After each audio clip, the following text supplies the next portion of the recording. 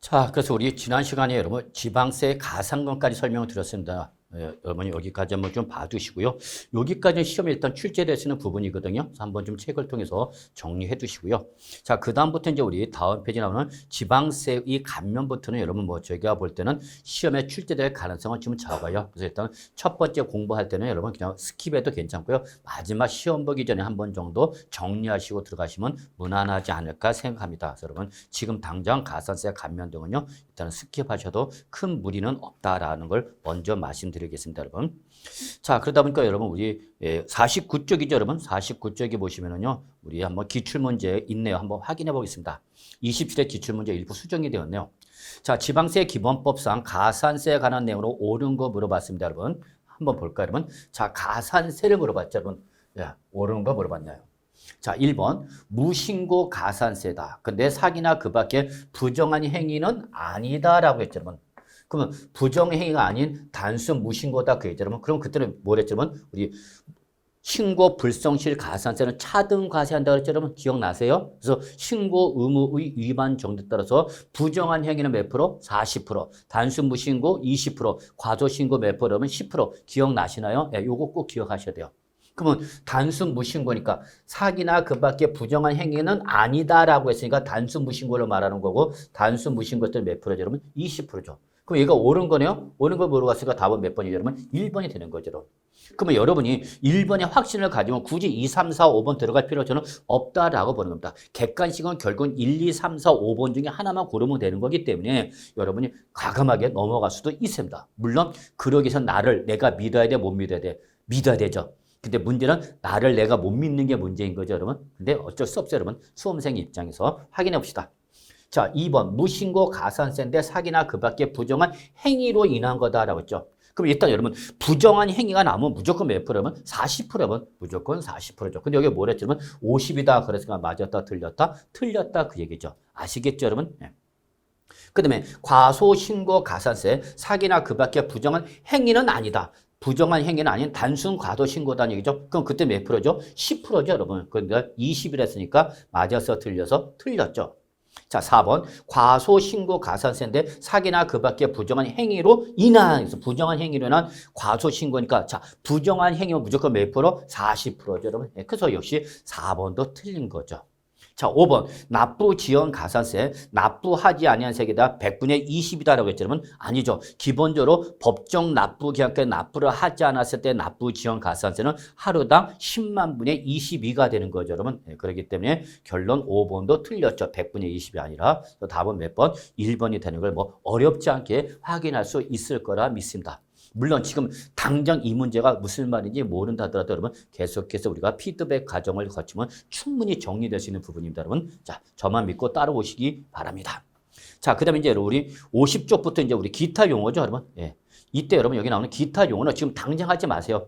취득세부터 개별 세법 할 때 나오는 용어거든요. 이걸 미리 좀 땡겨 쓴 거니까 지금 하지 마시고요. 해당 과목에서 해당 내용을 다룰 때 설명을 드리도록 할 테니까요. 그때까지는 여러분 그냥 무시해도 괜찮습니다. 자, 넘어가세요. 지금 안 해도 돼요. 우리 취득세 등 본 내용에서 다시 한번 설명 드릴 거니까요. 자, 그 다음에 이제 어디로 가냐면 여러분 우리 납세 의무의 성리 확정 소멸 여러분 교재 52쪽이 되겠습니다. 여러분 중요한 부분입니다. 여기는 여러분 우리 조세 총론에서 계속해서 반복해서 출제되는 부분입니다. 여러분 알을 두셔야 됩니다. 그 중에서 여러분 납세 의무의 성립시가 제일 중요하다. 별표 3개 표시해 두시고요. 물론 이제 확정은 이제 별표 2개, 소멸은 별표 하나 정도만 표시하면 돼요. 그러면 여기서 납세 의무의 성리, 확정, 소멸은 우리 조세 채권 채무설에 따라서 하나의 우리 라이프 사이클을 보시면 돼요, 여러분. 사람이 출생해서 성장하고 그리고 마지막에 사망하는 것처럼 똑같이 채권도 발생해서 유지가 되고 소멸하는 과정을 거치더라는 얘기죠. 그런 것처럼 우리 세금도 한마디로 해서 성립하고 확정하고 소멸하는 단계를 거치더라는 얘기입니다. 그러면 시험에서 여러분 여기서 납세 의무의 성립이라는 것은 뭐를 말하냐라는 것이 나왔죠. 그래서 이거는 세법에서 정하고 있는 과세 요건을 충족함으로써 납세 의무가 발생하는 것을 우리는 뭐라면 납세 의무의 성립이랍니다. 조금 어렵죠, 여러분. 자, 법률에서 정하고 있는 과세 요건을 충족해서 납세 의무가 발생하는 것, 납세 의무가 발생하는 것을 우리는 뭐라 한다, 여러분? 납세 의무의 성립이라 한다. 이렇게 봐두시면 돼요. 자, 예를 이렇게 들어볼게요, 여러분. 제가 여러분 드디어 부동산 취득했어요. 주택 취득했어요. 여러분, 저 무주택에다가 이제 주택 취득했습니다. 둔촌동 재건축 아파트 당첨돼서 취득했습니다. 라고 했죠. 그러면 여러분 주위에서 이제, 야, 주택 취득했는데 축하한다. 베리 콩글레줄레이션. 그러겠죠. 자, 그러면 주택을 취득했으니까 너는 부동산 취득이라는 행위가 일어났죠. 그럼 너는 취득했으니까 뭘 내야 돼? 여러분, 취득세를 내야 돼. 라는 납세 의무가 발생하는 단계. 요 단계를 바로 뭐라면 납세의 성립이라는 겁니다. 아, 나 주택 취득했으니까 취득세 내야 된다고? 요 단계가 납세의 성립이에요, 여러분. 그럼 납세의 확정은 뭐냐면, 그래, 그러면 나 얼마를 내야 되는데 세액을 결정하는 거, 그걸 바로 뭐냐면 납세의 확정이라는 겁니다. 그래서 납세의 확정은 바로 뭐냐? 세액을 결정하는 거, 구체적, 개별적으로 결정하는 거죠. 그래서 납세 의무가 추상적으로 발생한 것을 구체적, 개별적으로 세액을 결정하는 걸 납세의 뭐라 그러면 확정. 소멸은 그냥 글자대로 소멸, 없어지는 거죠, 뭐. 네, 그래서 여러분 조세 채권, 즉 세금도 납세의 성립, 확정, 소멸 이러한 단계를 거친데, 자, 문제는 시험에서는 납세의 성립이 뭐냐, 확정이 뭐냐, 소멸이 뭐냐 이걸 물어보지는 않아요. 그럼 뭘 물어보냐면 시험에서는 언제 납세 의무가 발생하는가, 이 납세 의무의 성립 시기를 물어봅니다. 성립 시기. 요걸 물어보는 거죠. 납세 의무의 성립 시기, 이걸 물어봐요. 즉 취득세, 등록, 면허세, 재산세, 종합부동산세, 양도세 얘들 언제 납세면 성립하는 거죠? 성립 시기를 물어본 거죠. 그러면 여러분 우리 교재를 보시면 자, 여기 52쪽부터 쭉 종류가 다 나와 있죠, 여러분. 그래서 지방세, 국세 다 나와 있어요, 여러분. 자, 문제는 이거를 다 외워야 되느냐? 못 외워요. 이걸 다 어떻게 외웁니까? 저도 못 외웁니다. 다만 판정하는 기준만 알면 되죠. 판정하는 기준. 그래서 이때 여러분 적어놓으세요. 이 취득세 납세 의무 성립 시기를 물어보면요. 성립 시기는요. 바로 뭘 보면 되냐면 당해 세목의 성격을 보면 된다라는 걸 기억하시면 됩니다. 적어놓으세요, 여러분. 당해 세목의 성격을 보고 판단하라. 당해 세목의 성격을 보고 판단하라. 이게 포인트입니다. 자, 무슨 말이냐면 취득세나 등록세는 여러분 전형적인 행위세입니다. 여러분 이것도 적어놓는 것도 괜찮아요. 여러분 책에다가 행위세. 즉 취득세는 부동산 등을 취득하는 행위가 일어났을 때 부과되는 지방세다 그 얘기야. 그러면 등록면허세는 뭘 할 때 여러분 등록할 때 부과되는 지방세가 바로 뭐다 여러분 등록면허세야. 그러니까 행위세는 뭐뭐 하는 때야. 취득을 하는 때, 등기 등록하는 때. 그래서 여러분 얘들은 항상 뭐뭐 하는 때로 나온다는 걸 여러분이 기억하시면 돼요, 여러분. 그래서 취득세는 뭐 할 때? 과세목을 뭐 할 때? 여러분? 취득하는 때. 등록면허세는 뭐야, 여러분? 등록을 하는 때. 그래서 등기나 등록하는 때라고 나오죠. 끝. 됐지 뭐. 까불고 있어. 이렇게 가는 거예요, 여러분. 그러면 이제 우리 재산세, 지역 자원시설세, 그리고 우리 종합부동산세는 이제 국세죠, 여러분. 그러다 보니까 여기 재산세, 그 다음에 여러분 소방분 지역 자원시설세, 그 다음에 여러분 그냥 한꺼번에 묶어. 뭐죠, 여러분? 종합부동산세. 자, 종합부동산세는 지방세가 아니라 뭐죠, 여러분? 국세죠. 국세죠. 한꺼번에 정리할 필요가 있어요. 그럼 여러분, 자, 제가 1교시 때부터 여러분 때 강조했죠. 보유세 종류 세 가지 뭐죠? 제지죠. 기억나시나요? 기억나시는 분은 올해 분명히 시험에 합격하실 거고요. 뭐라고 그랬더라? 그런 분은 아직 기회는 있으니까 포기는 하지 마세요. 그래서 재산세, 지역 자원시설세, 종합부동산세, 보유세 세 가지죠. 그러면 이때에 이 보유세는 언제 납세를 성립하는 거냐? 항상 과세 기준이에요. 과세 기준이죠. 그래서 보유세는 언제 납세 성립한다면 과세 기준일에 납세 의무가 성립한다라는 것만 기억하시면 됩니다. 아시겠죠? 근데 여러분 나중에 다시 공부하겠지만 알아두시는 것은 재산세 과세기는 언제냐? 지방세법에서 6월 1일로 규정되어 있습니다. 이거는 매우 중요해요. 이거는 시험을 보기 위한 가장 기본적이네요. 그래서 보유세는 다 며칠째로 가셔야 돼요, 여러분? 6월 1일. 물론 주민세 같은 건 다르겠지만 일단 재산세, 소방분 지역 자원시설세, 종합부동산세는 6월 1일이란 과세기준의 납세원 같은 건 여러분 성립한다라고만 기억하시면 됩니다. 자, 그 다음에 이제 우리 주민세가 나왔죠. 여기부터는 크게 신경 쓰지 마세요, 여러분. 물론 시험에 한 번 나온 적은 있는데 그거는 뭐 다시 한번 봐두시면 되고요.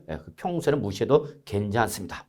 다만 주민세는 세 가지로 구분합니다. 그 세 가지로 구분할 때 여러분 개인분, 그다음에 사업소분, 종업원분으로 구분하는데 이때에 요 개인분이나 사업소분은 여러분 항상 과세 기준인데 이때에 주민세 과세 기준은 여러분 7월 1일로 되어 있습니다.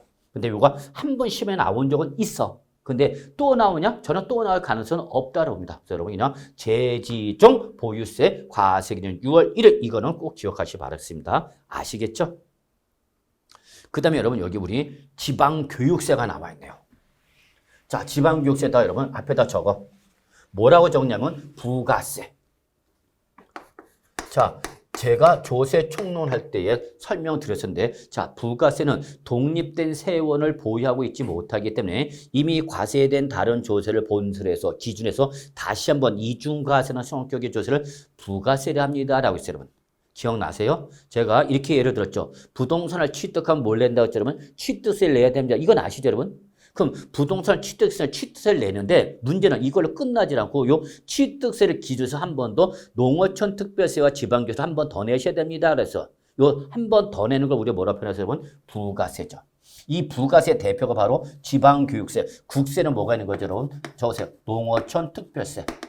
이거는 국세에서 따로 나오겠죠, 여러분?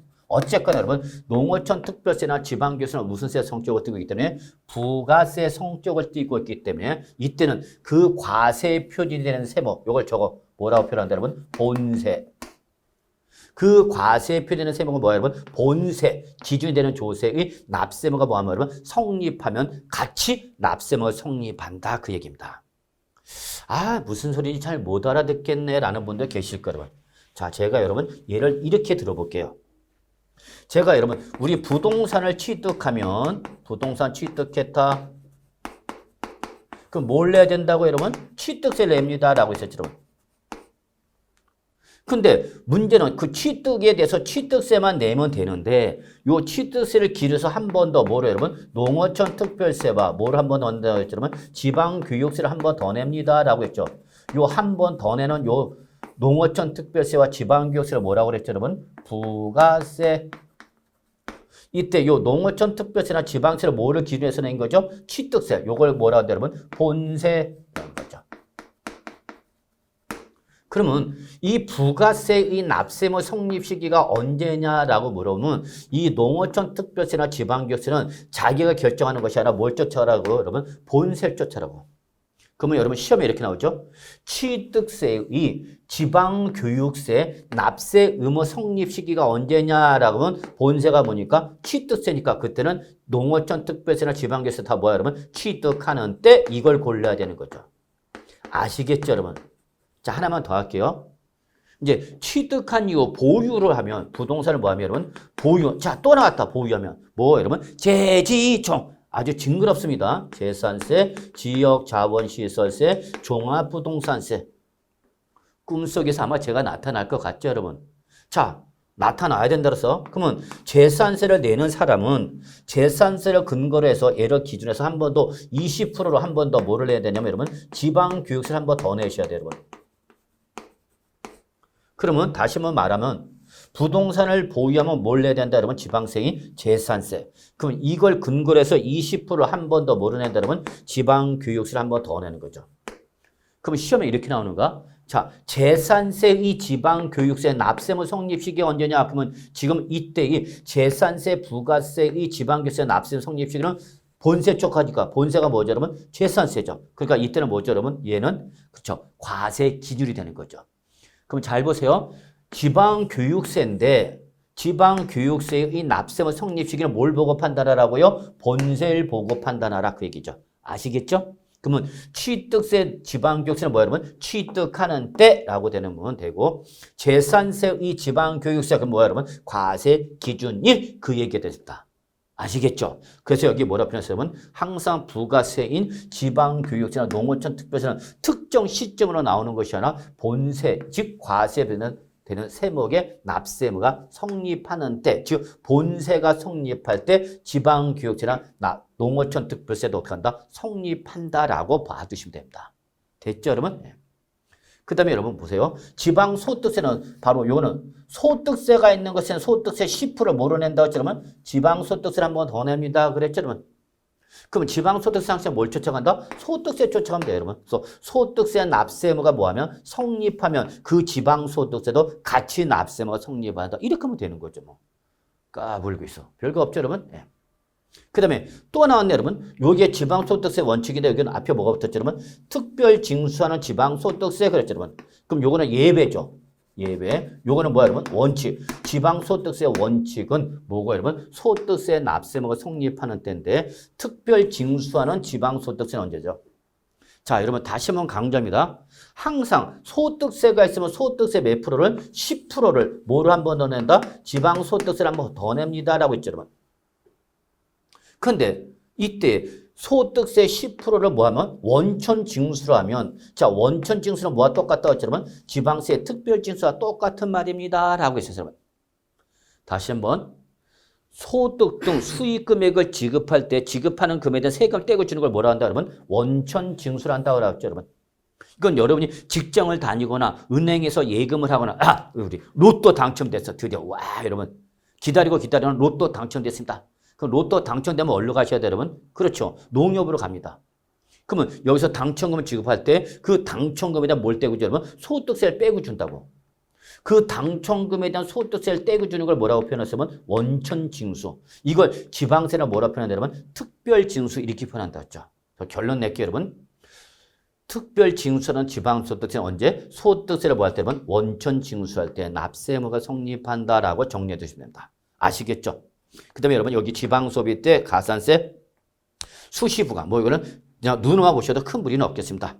물론 이때 여러분 수시부가는 이거 시험에 나온 적이 있네요, 여러분. 수시부가는 지방세는 여러분 그냥 수시부가 사유가 발생할 때 눈으로만 보시면 됩니다. 따로 보실 필요는 없고요. 가산세 역시 가산세를 가산할 지방세 납세 의무가 성립하는 때다라는 걸 좀 봐두시면 될 것 같네요. 자, 이제 우리 국세 납세 의무 성립 시기 한번 잠깐 볼까요, 여러분? 특히 여기서 여러분 꼭 기억할 게 있죠, 여러분. 바로 소득세죠.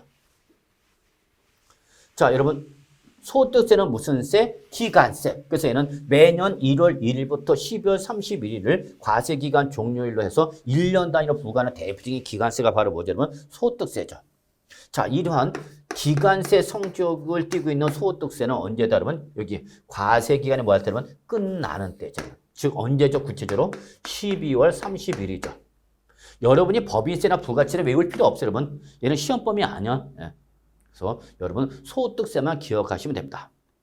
그래서 소득세는 아무 말 없으면 기간세이기 때문에 언제 여러분 과세 기간이 끝나는 때 이렇게 정리해 두시면 되겠습니다. 아시겠죠, 여러분? 그런데 예외가 있어요, 여러분. 예외.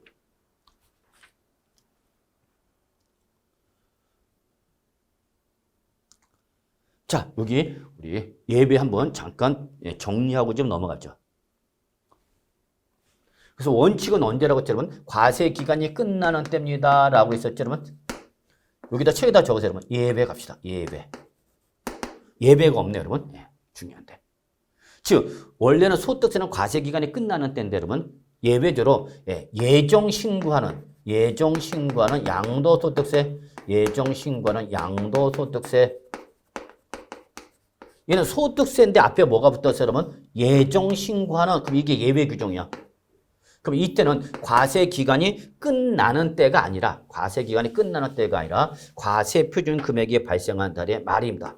과세 표준 금액이 발생한 달의 말이 과세 표준 금액이 발생한 달의 말이 여러분 요거 꼭 기억하셔야 됩니다. 그래서 예정신고하는 양도소득세는 언제 납세의무가 성립하느냐라고 하면 그때 언제 여러분 바로 요 예정신고하는 양도소득 과세표준 금액이 발생한 달의 말일이다라는 걸 여러분이 꼭 좀 기억해 두시 바라겠습니다. 여러분 아시겠죠, 여러분? 그 다음에 예외로 하나가 더 있는데 여러분 우리 여기 뭐가 있냐면 여기 아까 말씀드린 것처럼 원천 징수하는 소득세 그냥 단순히 소득세만 나오면 원칙을 물어보는 거고 앞에 뭐가 이렇게 붙었어. 예정신고하는 원천징수하는 그럼 이거 뭐를 말한다? 예외를 말하는 거다라는 거죠, 여러분. 그러면 이때 원천징수하는 소득세는 언제 납세가 성립하느냐? 바로 소득 등을 뭐 할 때, 여러분? 또 소득이나 수익 금액을 뭐 할 때, 여러분? 여기 적어 있죠. 지급하는 때, 예, 지급하는 때 요걸 여러분 이렇게 같이 정리해 주시기 바랍니다. 아시겠죠, 여러분? 예. 그래서 요 원칙과 예외를 같이 한번 좀 정리해 두시기 바랍니다, 여러분. 우리 책에는 여기 9번에 아마 나와 있을 거예요, 여러분. 그래서 여기 나와 있죠, 여러분. 원천 징수는 소득세. 여기까지만 보시면 돼요. 법인세 볼 필요 없다 했죠, 여러분. 그러면 소득금이나 수익금을 봤다면 지급하는 때 이렇게 보시면 되는 거죠. 아시겠죠, 여러분? 네, 이렇게 정리해 두시기 바랍니다. 자, 그 다음에 이제 하나 우리가 정리할 게 뭐가 있냐면 여기 종합부동산세 좀 보셔야 돼요, 여러분. 종합부동산세. 이미 아까 지방세에서 재산세, 지역 자본시설세 할 때 같이 제가 한꺼번에 정리했었죠, 여러분. 재지종. 그럼 바로 뭐죠, 여러분? 종합부동산세는 언제죠? 과세기준이죠. 이때 종합부동산세 과세기준은 여러분 특정일로 규정이 되어 있지 않고요. 적으세요. 재산세 과세 기준을 쫓아가도록 됐습니다. 즉 재산세 과세 기준이 바로 종합부동산세 과세 기준이기 때문에 얘들은 항상 같습니다. 그러면 재산세 과세 기준은 언제라 했냐면 6월 1일. 결론 6월 1일이 재산세 과세 기준이 되고 이게 바로 종합부동산세 과세 기준이 된다는 거죠. 그래서 결론은 종합부동산세, 재산세 언제 납세가 성립해요? 그러면 과세 기준은 6월 1일이다. 이렇게 기억하시면 되겠습니다. 아시겠죠? 네. 자, 그 다음에 이제 우리 하나 더 조금 더 보충. 요거는 시험에 나올 가능성은 높지는 않지만 알아두시면 좋은 게 바로 뭐냐면 인지세입니다. 인지세. 인지세는 과세 문서를 작성하는 때에 납세만 성립합니다. 이때 우리 공인중개사와 관련된 대표적인 과세 문서가 뭐가 있느냐면 바로 부동산 매매 계약서. 여러분. 부동산 매매 계약서. 그리고 임대차 계약서 있겠죠, 여러분? 네. 자, 여러분이 공인중개사가 되시면은 계약서 두 종류 중에 하나 써야 되는 거죠. 무슨 계약서? 매매 계약서나 임대차 계약서 둘 중에 하나 써야 되는 거죠. 이거 써야 돈을 버는 거죠, 여러분. 근데 여러분, 이때 요 부동산 매매 계약서는 인지세 과세 대상이 됩니다. 체킹해 두세요. 그러나 부동산 임대차 계약서는 인지세 과세 대상이 아니에요, 여러분. 그럼 어쨌거나 여러분이 공인중개사가 되셔서 부동산 매매 계약서 쓰면은 뭐가 첨부된다 여러분? 인지가 붙어야 거죠. 요즘은 이제 인지를 직접 붙이지 않습니다. 옛날에는 우체국이나 은행 가서 인지를 사갖고 와서 매매 계약서 붙였었는데 요즘은 전자 납부를 합니다, 여러분. 자, 그래서 결론은 인지세는 언제다 그러면 과세 문서를 작성할 때다라는 거 보시고요. 자, 농어촌 특별세는 무슨 세? 부가세. 부가세는 뭘 쫓아간다? 본세 쫓아간다 그랬죠? 본세 납세무가 성립할 때. 그 다음에 수시 부과하는 지방세나 국세나 다 뭐예요? 그러면 수시 부과 사유가 발생하는 때다라는 거 잊지 마시고요. 그 다음에 국세의 가산세는 이렇게 종류에 따라서 따로 규정이 되어 있는데 뭐 저는 외우라라는 말을 안 하겠습니다. 그냥 눈으로만 보시면 돼요. 당장 외우지 마세요. 나올 가능성은 없어요. 그 다음에 여러분 여기 상속세, 징계세 시험 범위 아닙니다라고 말씀드렸죠, 여러분. 네, 그래서 넘어가셔도 되겠어요. 자, 그래서 여러분 우리 한번 잠깐 문제 풀어본다면 자, 18회 때 기출문제 조금 일부 수정됐네요. 자, 중요한 문제죠. 이거 또다시 시험에 나올 수 있는 부분이에요. 여러분 별표 3개. 네. 그러면 납세 의무의 성립 시기에 관한 설명 중 틀린 거 물어봤죠. 여러분 틀린 거. 자, 그러면 저는 문제 풀 때 틀린 거 이렇게 칩니다. 물론 실제 시험에서 여기 밑줄 쳐져 있을 겁니다만 잘 안 보여요. 자, 어쨌거나 재산세는 무슨 세죠? 보유세. 보유세는 언제죠? 과세기일이죠. 그날이 언제요? 6월 1일이죠. 자, 지방교육세죠, 여러분. 지방교육세. 무슨 세죠? 부가세죠. 부가세는 뭘 쫓아가라? 본세. 본세가 뭐죠, 지금? 재산세. 그러니까 당연히 언제, 여러분? 과세기준이고, 과세기준이 언제, 여러분? 6월 1일이 된 거죠, 뭐. 까불고 있어. 그죠? 자, 그 다음에 3번. 거주자의 양도소득이라는 지방소득세죠. 그러면 지방소득 상사 뭘 쫓아가라고요? 소득세. 그래서 여기에 나왔죠? 소득세 납세무가 뭐였다면 성립하는 때. 다 맞는 말이네요, 여러분. 자, 그 다음에 사업소분 주민세. 자, 주민세는 3가지가 있는데 그중에서 개인 부분과 사업소분은 바로 과세기준이죠.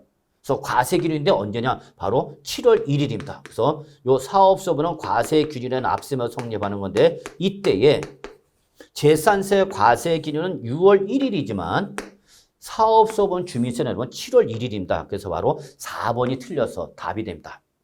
시험에 최근에 한번 나온 적은 있어. 근데 이게 계속해서 요거 나오는 건 아니야. 그래서 너무 크게 민감하지 마시고요. 그냥 취득세, 등록세, 재산세, 종합부동산세, 양도세 이게 기본 포맷이고 여기다 조금 더 추가 정리하면 되는 거죠.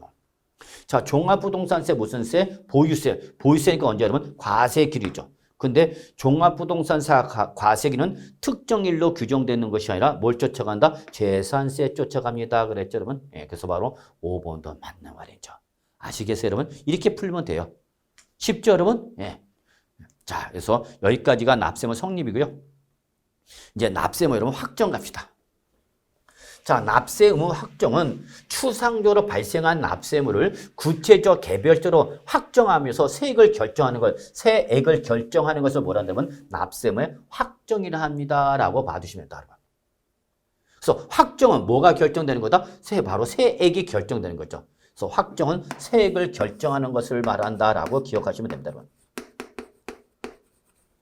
그런데 여러분, 이때 세액 결정은 뭘 보고 판단하냐면 여러분 적으세요. 요거는 당해 세목의 부가징수 방법 요걸 가지고 판단하시면 됩니다. 여러분. 뭐 부가징수 방법에 따라서 결정하면 돼요. 그러면 우리 부가징수는 세 가지가 있었죠. 여러분. 대표적인 것이 바로 뭐죠? 여러분? 신고 납부죠. 또는 지방세는 신고 납세였죠. 이때 신고 납부는 대표적인 지방세와 국세 세 가지 꼭 외우라고 그랬는데 기억나셔야 됩니다. 뭐죠? 취득세, 등록면허세, 양도소득세. 그래서 신고 납부하는 지방세, 국세, 취득량 꼭 외우셔야 됩니다. 취득량.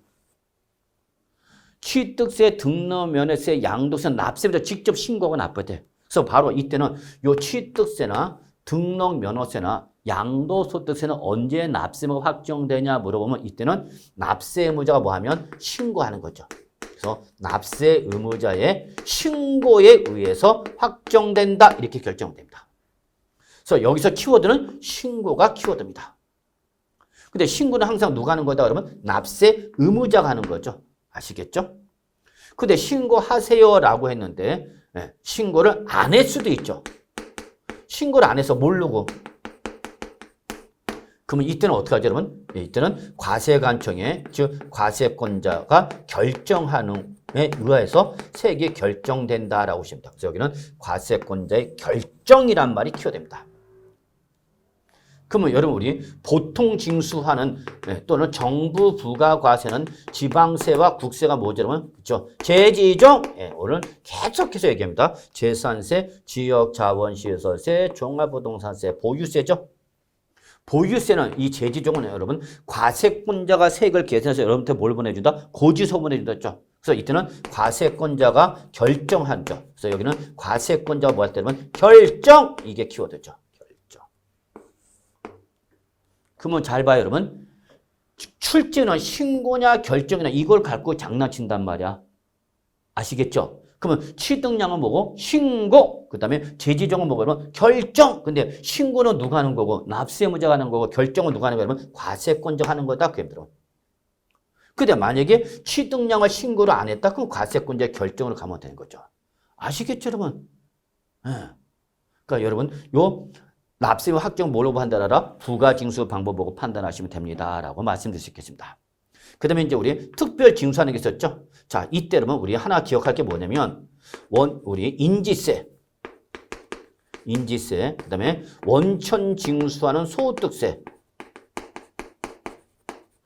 그럼 여러분 원천 징수는 지방세에 뭐라고 표현했고 그러면 특별 징수 그랬죠. 특별 징수.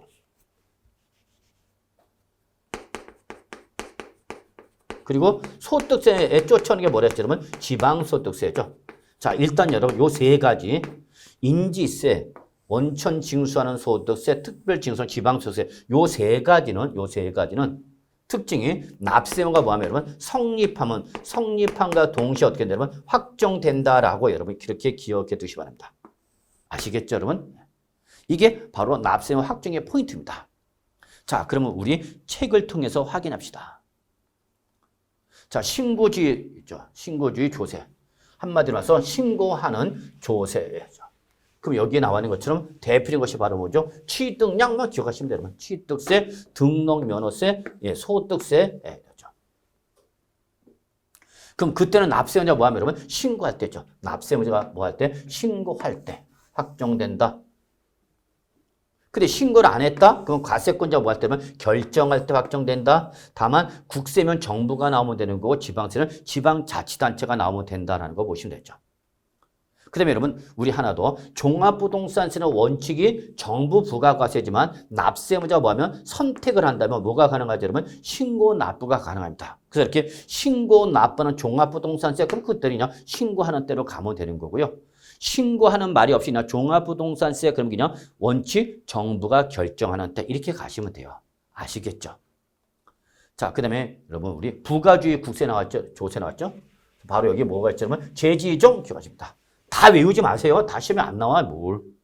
그래서 재산세, 그 다음에 소방본 지역 자원시설세, 종합부동산세 무슨 세죠? 보유세, 재지종. 그럼 이때는 과세권자인 국가나 지방자치단체가 뭐가 되면 결정하는 때 이게 키워드라는 얘기입니다. 아시겠죠? 네. 됐죠? 뭐 까고 있어. 자, 그 다음에 여러분 여기 납세의무가 뭐하면 성립하면 동시에 확정되는 거 우리 뭐였죠? 여러분 바로 인지세, 원천징수하는 소득세, 특별징수하는 지방소득세 요 세 가지 정도만 봐주시면 되겠습니다.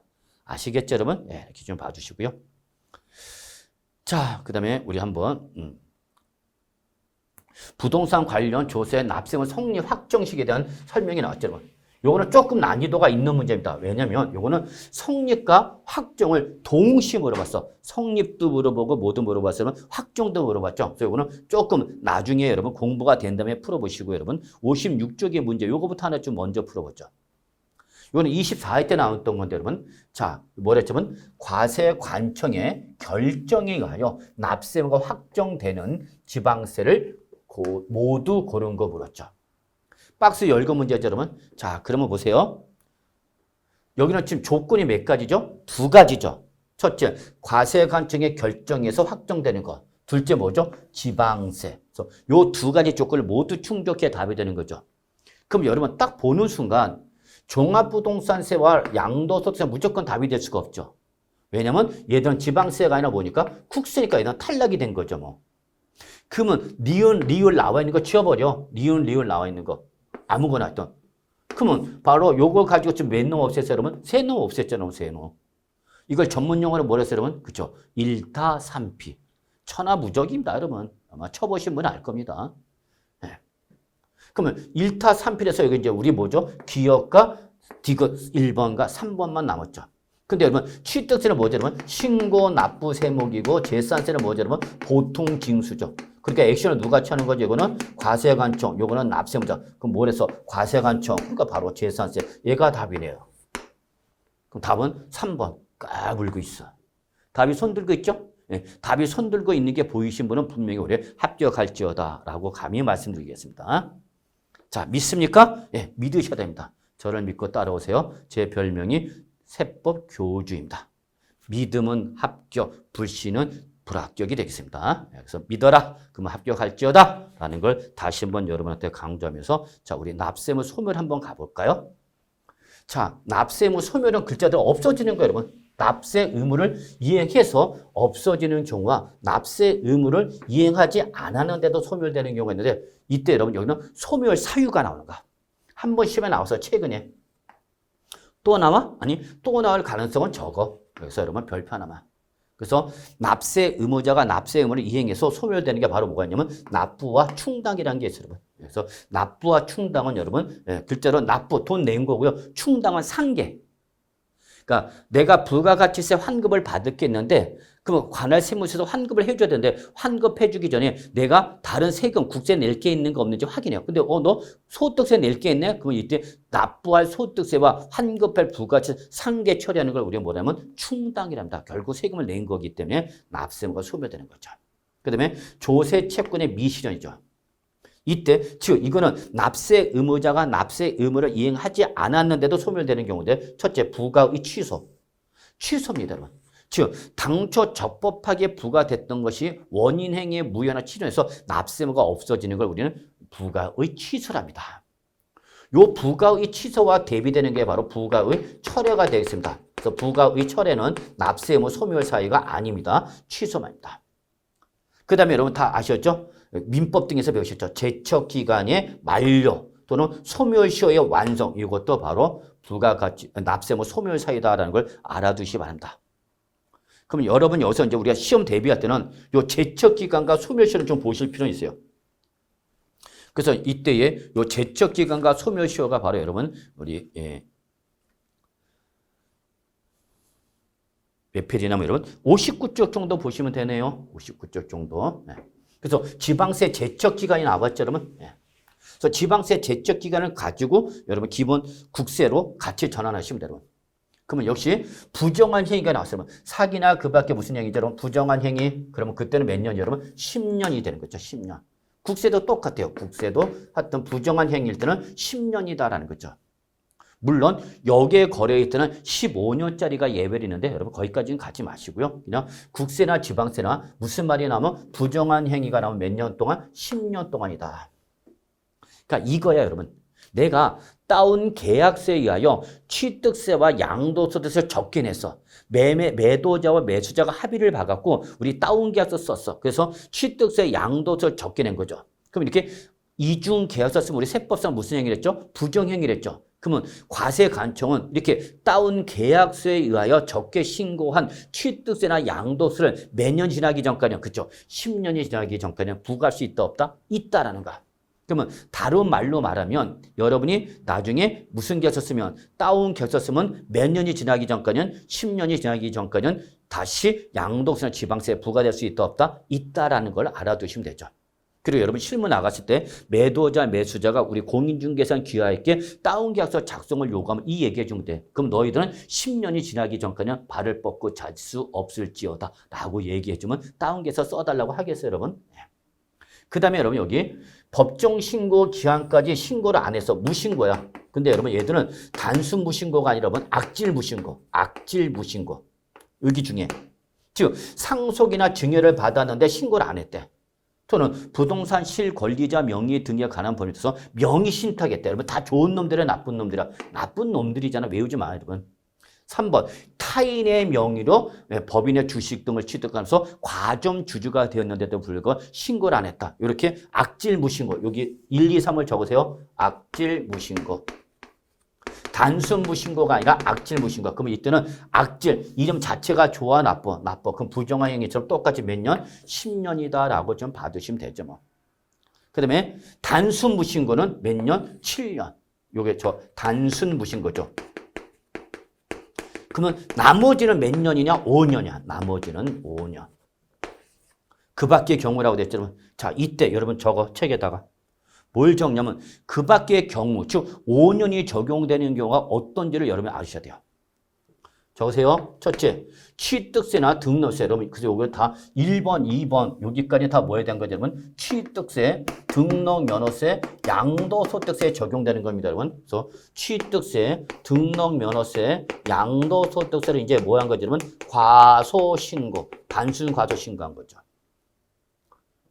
그 다음에 우리 보유세 뭐죠? 제지종. 아, 정말 여러분 오늘 계속해서 제지종 나오네요. 보유세인 재산세, 지역자본세 다 몇 년이 여러분? 5년이 되는 거죠. 5년. 제가 강의를 할 때도 여러분 이거 10년, 7년도 중요하지만 5년이 적용되는 경우를 아셔야 됩니다라고 강조했어요. 그래서 이때 5년이 적용되는 경우가 하나가 바로 뭐다? 취득세, 등록세, 양도세, 신고, 납부 세목을 뭐하면? 과소 신고하면. 그리고 보유세죠. 제지종. 몇 년? 5년이죠. 그때 시험에 덜컥 나오죠. 어디서? 종합부동산세 별다른 특별한 규정이 아니면 제척기간은 몇 년이다? 5년이다 라고 하는 거죠. 근데 이걸 출제는 살짝 물어봤고 3년 이렇게 말을 바꾸죠. 까불고 있어. 몇 년이야? 5년이죠. 답이 딱 손들고 있는 게 보이셔야 됩니다. 아셨죠, 여러분? 네, 끝. 됐어요, 여러분. 제척 기간은 이렇게 하면 돼요. 자, 그 다음에 이제 우리 소멸시효 기간 한번 잠깐 확인해 볼까요? 네, 소멸시효 기간. 여기 나왔네요, 여러분. 소멸시효. 자, 여러분. 소멸시효 기간은 여러분 기본이 다 그냥 5년이야, 5년. 네. 소멸시효는 기본적으로 몇 년? 5년. 원칙이죠, 여러분. 5년. 여기 기본이에요, 여러분. 그래서 항상 우리 조세 채권의 제적 기간과 소멸시효 기본이 몇 년이다, 여러분? 5년입니다. 그래서 여러분 나중에 세무서 등에서 세무조사가 나오면 당하지 마세요, 여러분. 세무조사가 나오면 그 세무 공무원은 오늘 현재 장부를 보는 것이 아니라요. 5년 전 거 장부를 갖고 다닙니다. 5년 전 거. 그 왜 5년 전, 왜 오늘 걸 보는 게 아니라 5년 전 걸 보자고 그러냐면 바로 이런 소멸시 어떤 제적 기간이 만료가 되는 걸 방지해서 5년 전 것도 뒤집니다. 그래서 우리 세무 전문가들은요, 세법을 오늘 현재 규정으로만 알고 있으면 안 되고요. 최소 5년 전 거를 알고 계십니다. 그래서 항상 세법은 5년 전 거까지 이 규정은 알고 계셔야만 합니다. 그래서 어려워요. 그래서 소멸시효는 기본이 몇 년이다? 5년입니다. 다만 고액의 국세와 지방세 할 때는 여러분 여기에 더블로 들어가서 몇 년이야? 10년. 요거의 더블이죠, 뭐.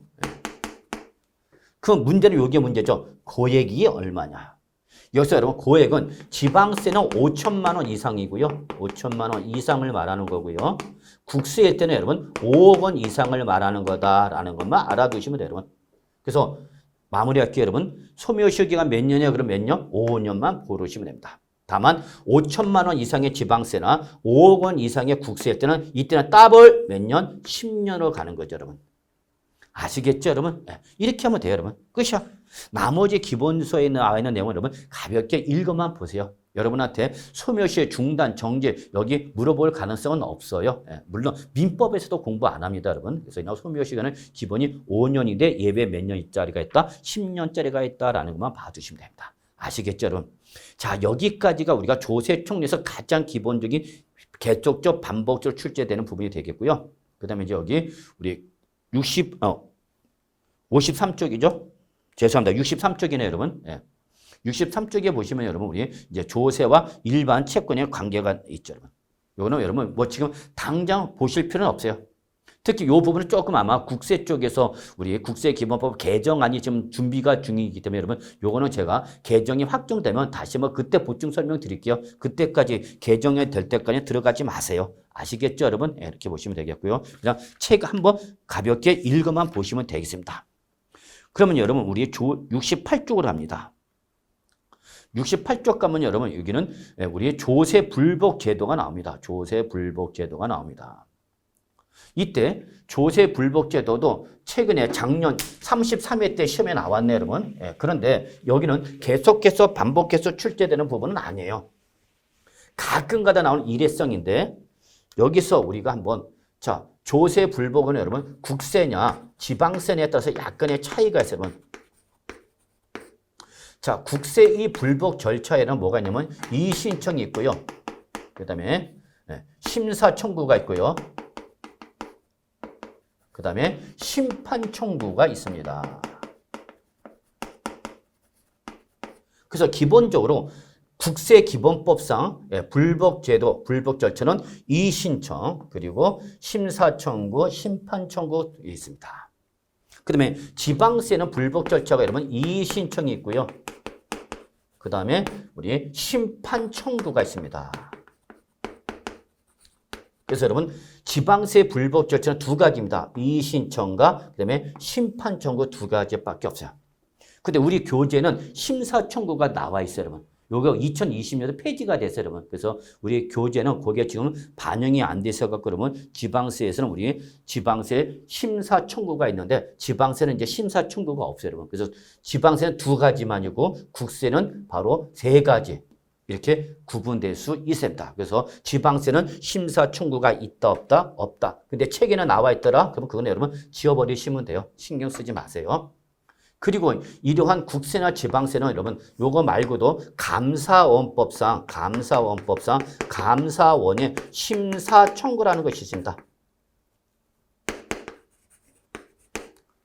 그래서 이거는 국세, 지방세 관계없이 감사원법상 감사원이 심사 청구를 해갖고 우리가 여기서 패소를 하면 이때는 어디로 가는 거냐? 이제 행정법원에 행정소송을 제기합니다.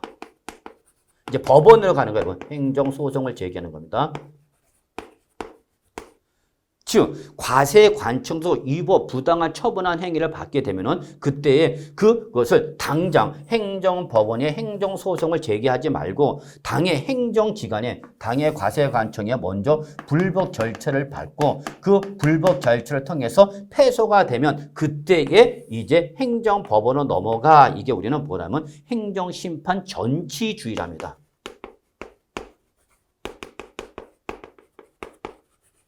그래서 당장 법원으로 가지 말고 법원에 가지 말고 당의 과세관청이 먼저 불법 절차를 밟고 여기서 패소하면 일로 가. 그 얘기 여러분. 그런데 이때에 요 이의신청과 요 이의신청은 여러분 요거는 무슨 제도냐? 선택적 사입니다. 여러분. 선택적. 임의적입니다. 그러니까 얘는 할 수도 있고 안 할 수도 있다는 게 특입니다. 그러니까 이의신청은 반드시 걸쳐가는 건 아니야. 해도 되고 안 해도 돼. 그런데 여기 심사청구나 심판청구는 필수적 절차입니다. 반드시 해야 돼. 반드시. 이게 다른 거죠. 이런 게 이제 시험에 나오는 거죠. 뭐. 다만 국세는 심사청구나 심판청구 둘 중에 하나만 하면 되는데 지방세는 심판청구 하나밖에 없다라는 걸 좀 알아두시고요. 여러분 여기에 대한 자세한 내용은 제가 뭐 출제될 가능성이 높다라고 말씀드리지는 않습니다. 아주 지극히 낮습니다. 그래서 여러분 교재에 나와 있는 거 그냥 가볍게 부담 없이 그냥 읽어만 보세요. 숙지는 하지 마시고 그냥 읽어만 보시면 큰 무리는 없지 않을까 생각이 됩니다. 아시겠죠 여러분? 네, 이렇게 보시면 되겠고요. 자, 그 다음에 우리가 뭐가 되냐면 이제 여기 또 이번 33회 때 시험에 나왔던 것이 바로 뭐냐면 서류의 송달이라는 제도입니다. 여러분 서류의 송달. 자, 역시 이 서류의 송달도 지방세, 국세 불법 절차와 똑같이 여러분 일회성 문제야. 그러니까 여기는 시험에 항상 나오는 데가 아니라 아주 가끔 나오는 데니까 평소 공부할 때 개무시해도 괜찮아요, 여러분. 다만 나중에 시험 볼 때 제가 한 번 정도는 정리를 해드릴 거예요. 그때 한번 보세요. 그 전까지 괜히 손 놔도 돼. 안 나올 부분 괜히 여러분 먼저 공부하지 마세요. 제가 나올 부분을 정리해드린데 그래서 결론부터 말하면 서류의 송달도 계속해서 반복해서 출제되는 부분은 아니다. 그래서 여러분 이런 거는 시험에 임박해서 한번 잠깐만 보시면 되는데 이때에 여기 우리 세법의 당사자는 누구랬죠? 여러분 바로 두 사람 누구죠? 과세권자와 누구랬죠? 여러분 납세 의무자입니다라고 했었죠, 여러분. 이때 여러분 납세 의무자가 과세관청에 서류를 보내는 걸 뭐라냐면 서류의 제출 그럽니다. 그래서 서류의 제출이란 말이 나면 제출은 누가 하는 거라면 납세 의무자가 보내는 거야. 납세 의무자가. 아시겠죠? 근데 과세관청에서 납세 의무자한테 서류를 보내는 걸 여기는 뭐라면 서류의 송달이라는 겁니다. 이 용어가 다 달라요, 여러분. 둘 다 서류인데 하나는 뭐라고 했고 서류의 제출 그랬고 하나는 서류에 뭐라 했으면 송달 이렇게 됐죠. 그러면 서류의 제출과 서류의 송달은 뭐냐면 차이점은 딱 하나야. 납세 의무자가 과세관청에 보내는 걸 뭐라고 그러면 서류의 제출. 거꾸로 과세관청이 납세 의무자한테 보내는 걸 뭐냐면 서류의 송달이라는 거야. 아시겠죠, 여러분? 그래서 지금 물어본 게 뭐죠? 서류의 송달이니까 이거는 누가? 과세관청이 납세 의무자한테 보내는 걸 말하는 거구나라는 걸 아시면 돼요. 이때 서류의 송달 방법은 여러분 원칙이 있고 예외가 있어요. 원칙은 뭐냐면 직접 공무원이 갖다 주는 거. 직접 갖다 주는 거예요. 여러분 우리 신용카드 발급 신청하면 신용카드 발급하는 회사가 직접 직원이 와서 본인이 확인하고 교부해 주죠. 이걸 우리는 뭐라냐? 교부 송달. 송달이죠? 과세관청에 보내는 거니까. 근데 우리 크게 중요하지 않은 서류일 때는 우편으로 보낼 수도 있죠. 우편 송달. 그래서 교부 송달할 거냐 우편 송달할 거냐 이거는 과세관청이 결정합니다. 중요하다면 교부 송달. 중요하지 않다. 납세물 성립에 그렇게 크게 중요하지 않다. 그러면 우편 송달 보낼 수도 있죠. 물론 우편 송달에도 납세의 의무의 성립에 중요한 서류일 때는 반드시 등기로 보내게 되어 있습니다만 여러분은 거기까지 가지 않으셔도 돼요. 근데 여러분 아시다시피 요즘은 이런 거 안 오죠? 직접 뭐죠? 인터넷으로 받잖아요, 여러분. 인터넷으로 받는 걸로 바로 전자송달. 이거는 납세 의무자가 신청을 해야 돼. 납세 의무자가 나 메일로 보내줘 라고 신청했을 때만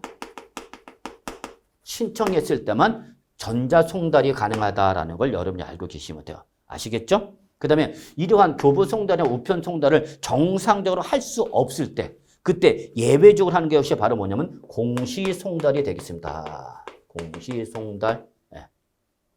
그래서 여러분이 이러한 서류를 송달하는 방법에는 교부송달, 우편송달, 전자송달, 공시송달이 있는데 자, 저는 이거를 지금 당장 하세요라고 얘기는 안 합니다. 왜? 당장 올해 2023년도에 시험에 나온다? 저는 안 나온다고 감히 말씀드립니다. 왜? 나왔었기 때문에. 2022년. 근데 이게 계속해서 반복해서 출제되는 부분은 아니고 일회성 성적을 띠고 있는 부분이기 때문에 여러분 일단 기본 강의 공부할 때 여러분 생략하세요. 예, 역시 크게 신경 쓰지 마시고 제가 역시 적정한 시기가 되면 여러분들 보충풀이를 통해서 이거 한번 정리해 드릴 거예요. 그때 한번 보시면 되겠고요. 예, 여러분 그 전까지 그냥 그런가 보다 하셔도 전혀 무리가 없겠습니다. 아시겠죠 여러분? 자, 그래서 일단은 이번 시간은 여기까지 해서 여러분 우리 조세 총론에 관련된 강의를 마무리하도록 하겠습니다. 여러분. 그래서 여기까지가 우리 조세 총론이다라는 거 보시고요. 한번 여기 체크인 문제 보시고요. 우리 다음 시간에는 우리 어디로 넘어가냐면 지방세로 좀 넘어가도록 하겠습니다. 여러분. 그래서 이번 시간은 여기까지 진행하도록 하겠습니다. 여러분 수고하셨습니다.